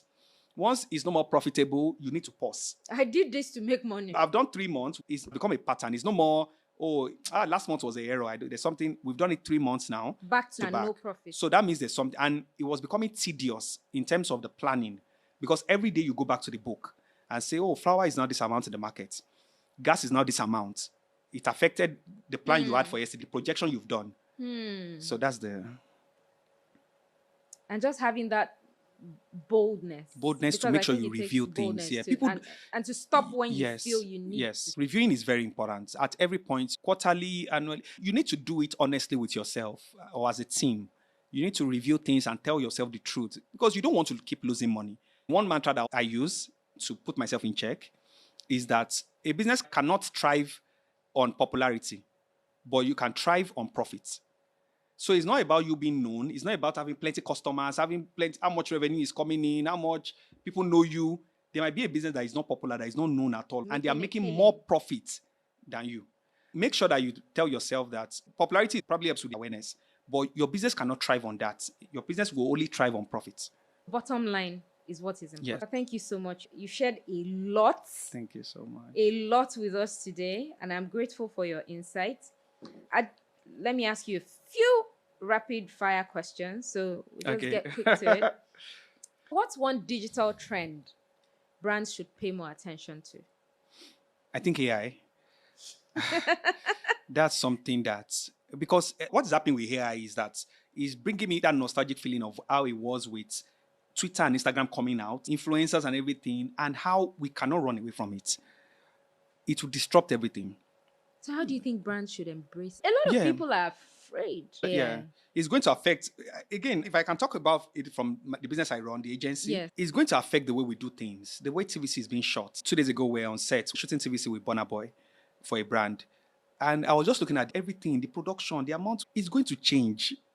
It doesn't mean it will stop, because, again, there's always this scare about once there's something new coming out, people think it would delete the previous thing. It's not necessarily that when radio was out or this, I think they were going to say print was going to delete it or something. When digital came out, people were scared. Oh, nobody's going to do radio, TV, and billboard anymore. But right now, the budget for radio, TV is still higher than. Digital. But you need to pay attention because one of the ways businesses get removed is not evolving.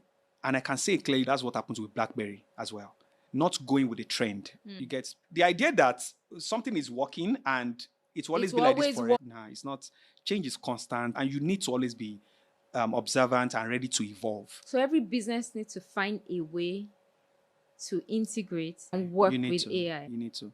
It's obvious now that it's going to be a big deal in how things would work eventually down the line.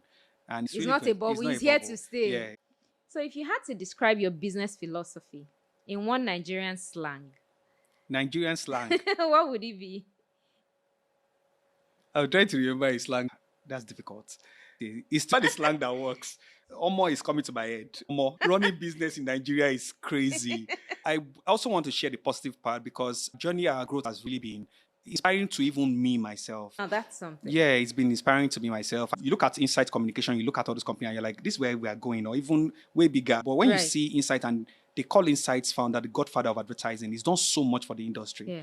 And those are benchmark for us. Or Bola Lagos, for example, at his young age, the achievement is enormous. Being able to achieve what a lot of people have not achieved in 10 years in agency.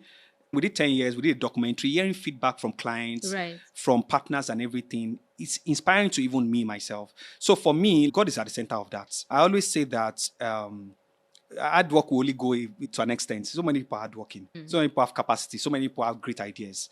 The God factor has really showed up for us a lot. God is in the middle of everything that Dots had eventually become, or most of my business had become. Even from the scenarios of the opportunities that come to us, sometimes it wasn't the work. Like I said, we've not had a business development or sales process in 10 years, nothing like that.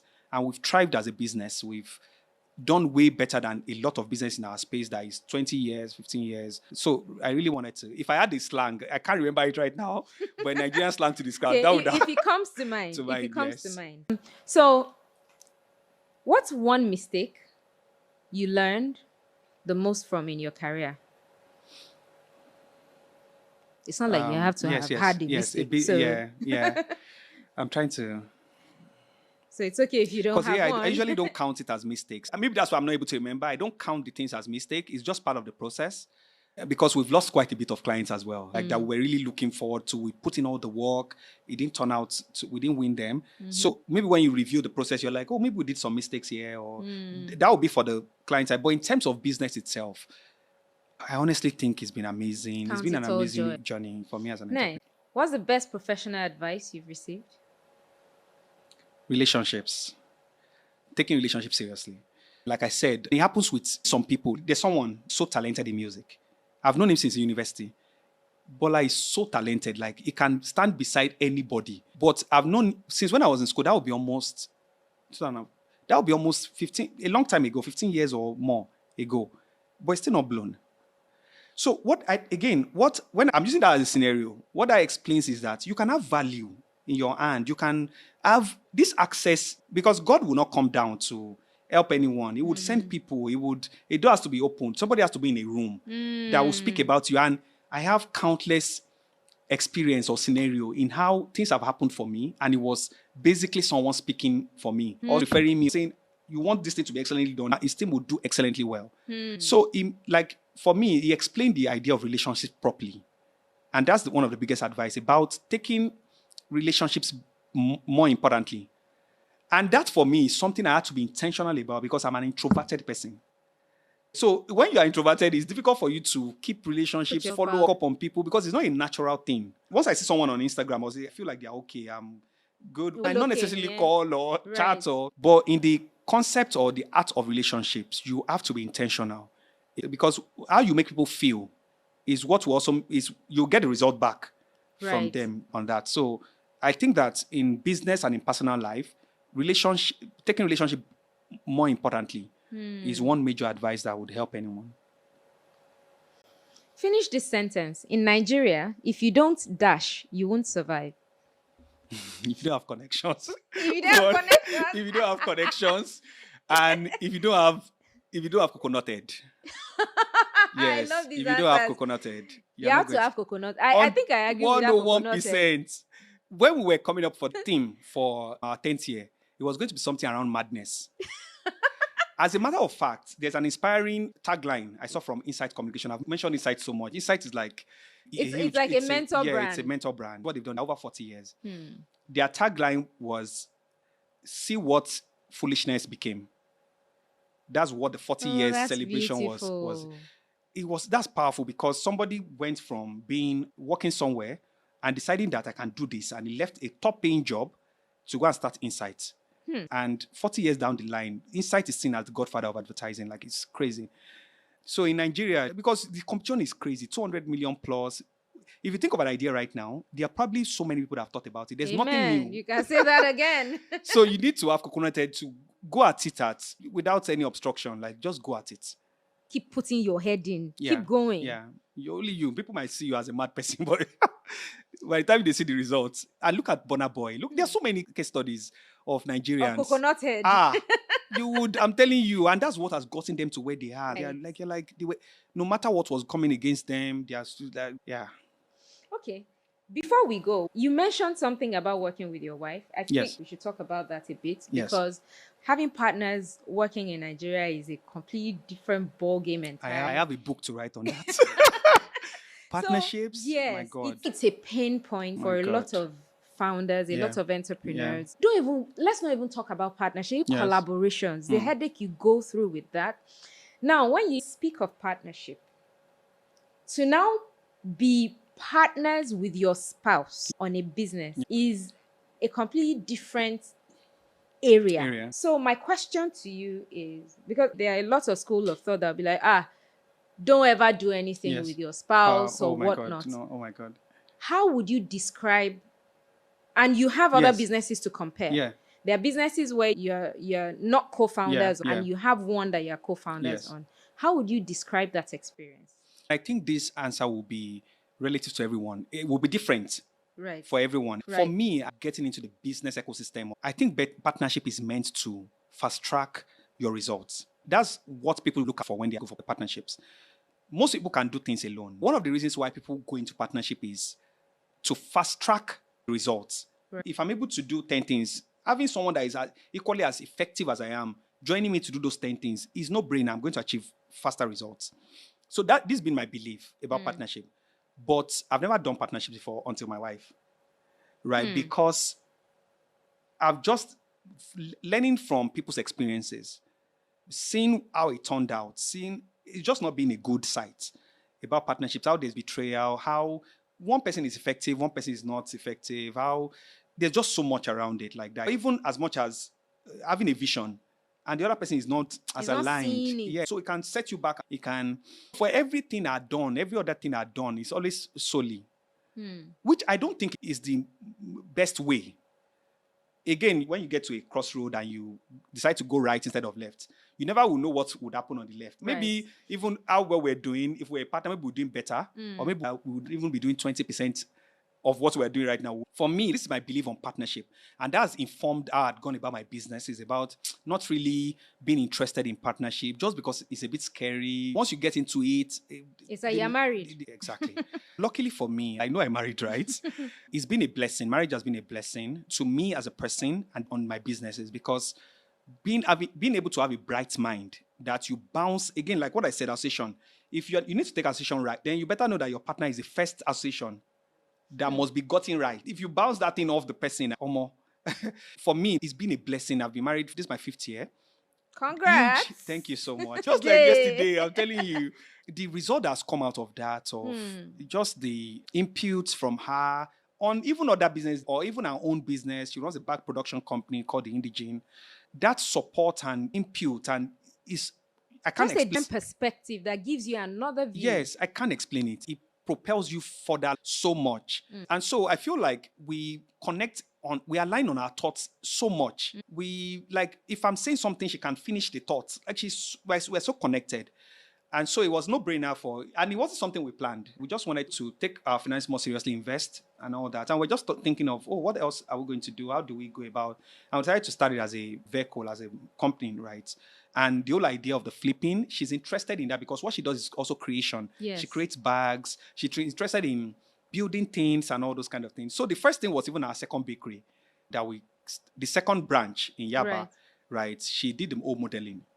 Oh. And we did it out of saying, we're looking for artisans. Everybody was not getting what we're. She was like, this thing is not so. How come they are not getting it? Now. She did 1 month and she handled everything about the creation of the refurbishing. And we're like, okay. And then Dots Media was going to also move to, I won't call it permanent sites because we have.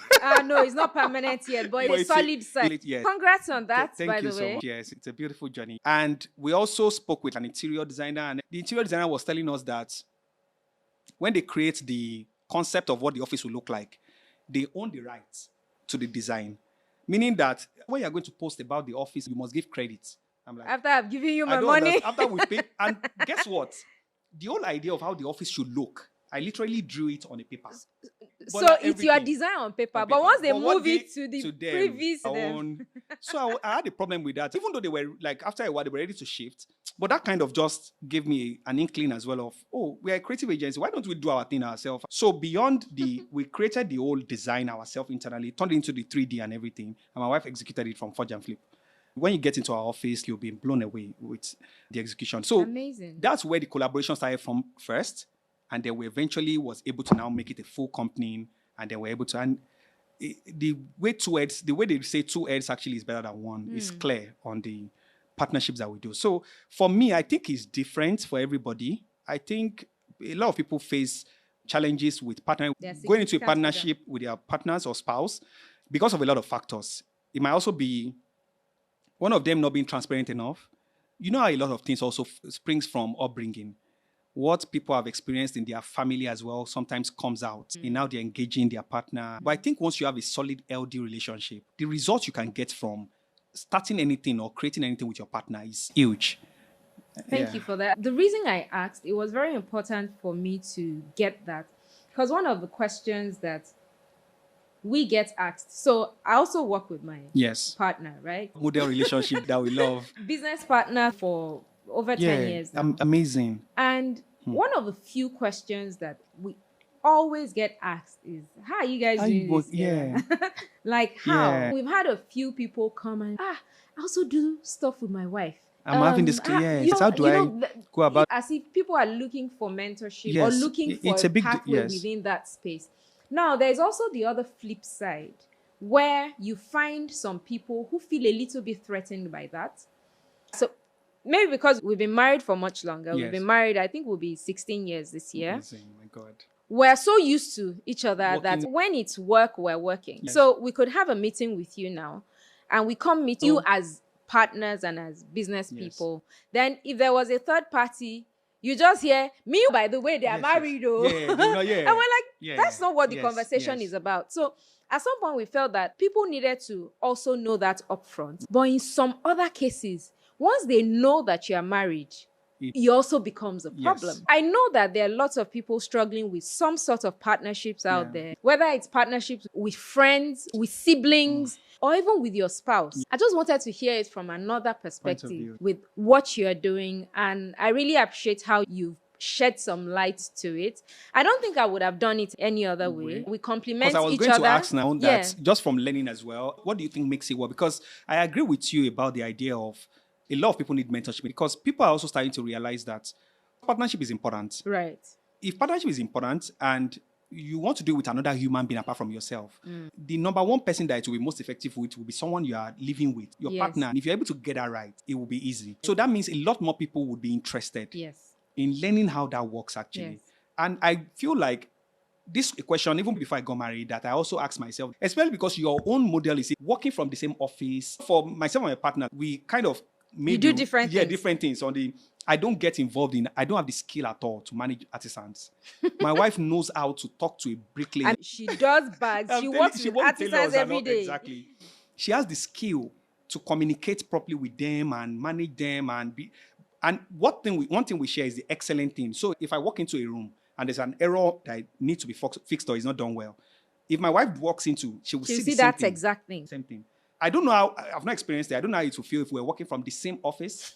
But I've had a feel of it because we worked from home during COVID. Fully. I was running she was running our production, and it was seamless. Like, it was beautiful. But from learning also from you, what would you say was that?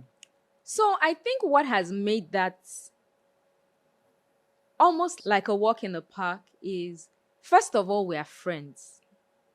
And just 100%. most of the things that you shared, that's the first person you bounce any Anything idea with before it crystallizes to becoming anything. Not even an idea, your thoughts. You are thinking out loud, you are thinking with them, thinking through them. Then you tend to crystallize things together.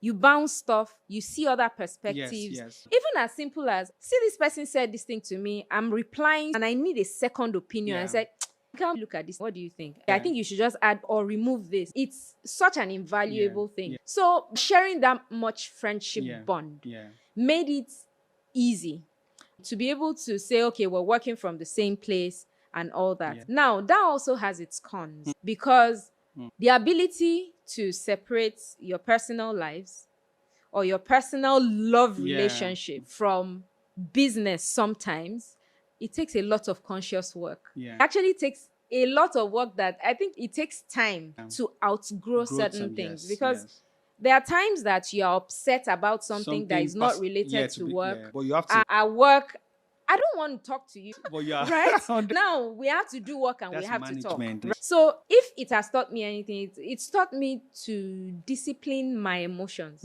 how I feel, to be able to put certain emotions down for a greater good. So now, there's something we are chasing. Will I now say because I'm feeling in a certain way, that one should go away? So it's taught me to go beyond how I feel. Sometimes it might take me a bit of time because how I feel is still how I feel. But I'm able to transcend that for a bigger picture. Yes.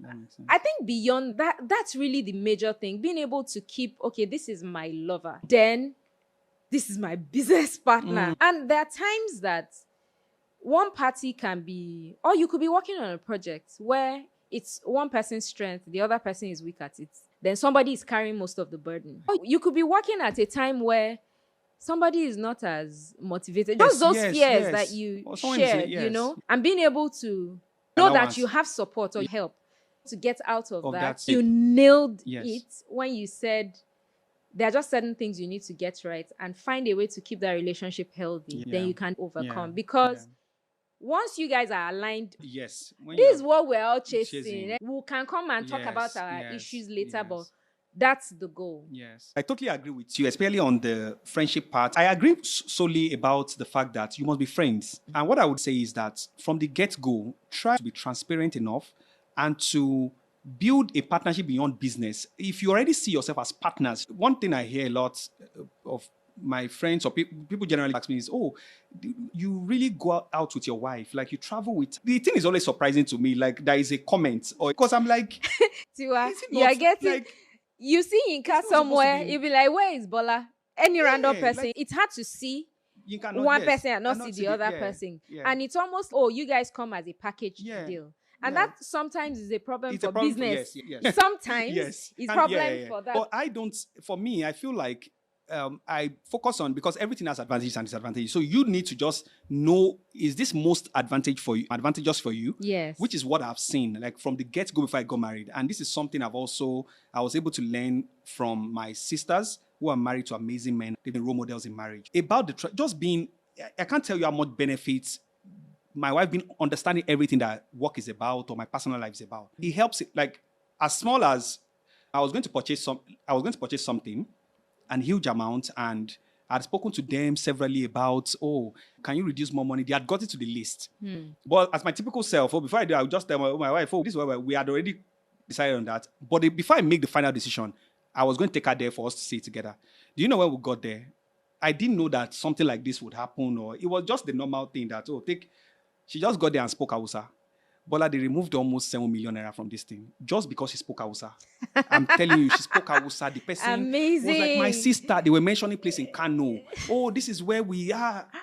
That removed this amount. I've met someone before that was a billionaire that does art collection. It's just a huge, valuable person that I was looking to build a relationship with and everything. And the first time I was going to eventually meet him, I went to my wife. Thank God I went to my wife for that meeting. All the conversations we had, my wife had a knowledge on almost everything we spoke about. That's So it something just that is made it value easy. that you cannot put something to. So I show up alone because I don't want people to feel that it's me. I just realized that everyone has a different dynamic. Yeah. People are also not, they don't understand. One thing you said about mentorship, just being able to help people, I think it's something that. Yeah, I agree. Yeah. 100%. Thank you so much, you so Tiwa. much. Thank you so for much. coming. This was beautiful. The last guest dropped a word that they would like you to express. Of course, Okay. they don't know who it is. You drop a word and a question for the next guest. So the word in this case is sacrifice. What does sacrifice mean to you? I want to share my thoughts without sounding too deep. I think that as I grow every day and become older, there's so many things that they didn't tell us, they didn't teach us as we grew older.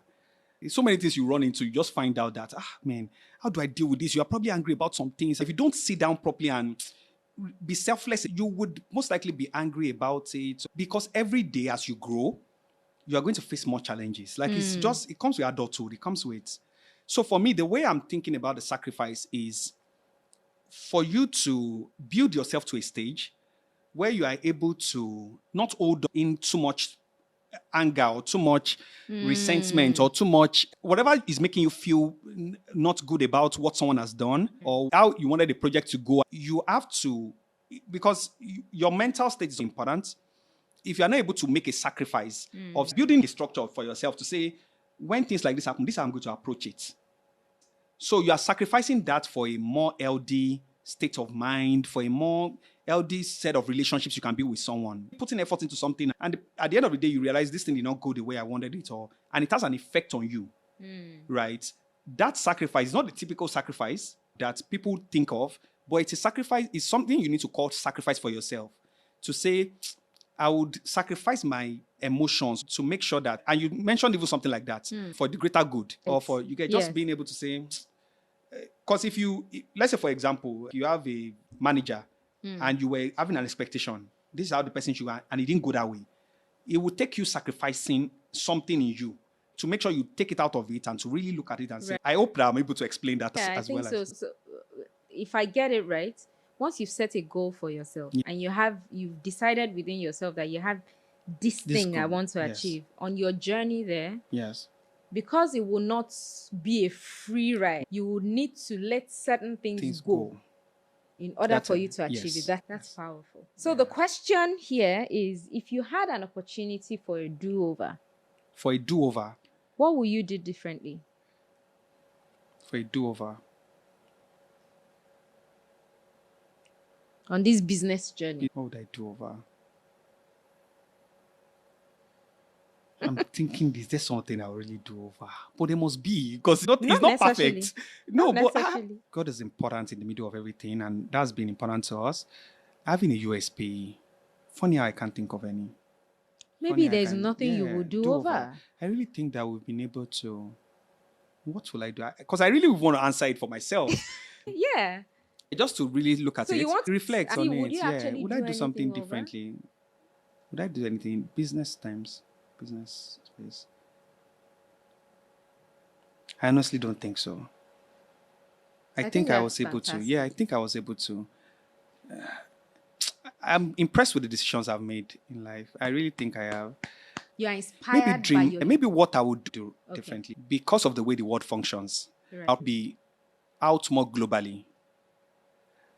How do you mean? It's more global. Something I said earlier about access, relationships and access. I've realized that I've seen, and this is also normal with everybody, you will see some people, when you review it very well, you look at it, you're like, this person is not as brilliant as I am. Or this person is not as but maybe because they schooled outside Nigeria, because they started traveling and being exposed early, that also propelled their success or businesses or who they will meet or the kind of network. I think that was something I was slow on. I was really focused on building ants in Nigeria, doing great work and everything. So if I was going to do something over, I would be more intentional about being exposed fast, because there's something international connections, exposure outside doors that cannot be explained. It's good. It has huge results. And I think it was a slow process.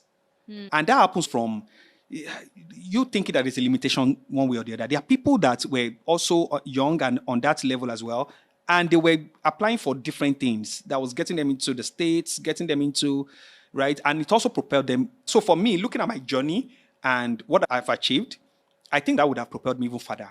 If I was able to access the international opportunities, be able to get into rooms as early as possible, that would have. And you also need to look at where you function. Right. And now the people that function there see things. In Nigeria, people respect that. Oh, we saw once you have an international... Once you have, that's the truth. So I think that's something I would do over. Okay. I think that's the only thing. Thank you. So now it's your turn. You're going to wrap up the show by saying a phrase in your native language that captures your philosophy on business and impact. Okay. Thank you very much. Now to Yoruba. A phrase in Yoruba. A phrase that captures your philosophy on life, business, or impact. This is a hard one. I think you should quickly revert to what your mom says all the time. So it would be, I don't know if I'm saying it the right way, but Toba Biyon, in your Buddha Tsunraibi, I've realized you must unlearn a lot of things that we are told in life or grow on that are probably standing as obstacles to people's growth. But because they are stuck on it, on what they've learned, on what they were told as they were growing up, oh, this is how life is, this is how you must, it's part of it. So you must be ready to rebet yourself, have new philosophies, have new thoughts and everything. So you must be willing to unlearn at every stage. At every point, everything. So everything you think you know is not always the right thing. You can't be expecting new results and be doing things the same way. It's the same with everything. You can't say there's a particular age you must marry. There's a particular age you must give birth. Who made these rules? There's you can't be successful as a 9 to 5. You have to unlearn things and to really come up with new philosophies, challenge the thing, ask questions. The problem is that people don't want to stand out. They don't want to be the first person. Don't do this thing like this. They don't want to stand out. They don't want to stand out from the crowd. But there's no way you're going to do great without standing out. Thank you so much for your time. We just heard from Tiwalola Olanubi, a trailblazer, changing Nigeria's marketing landscape. What's the next big idea you're going to work on? Remember, real stories, real strategies, that's how empires are built.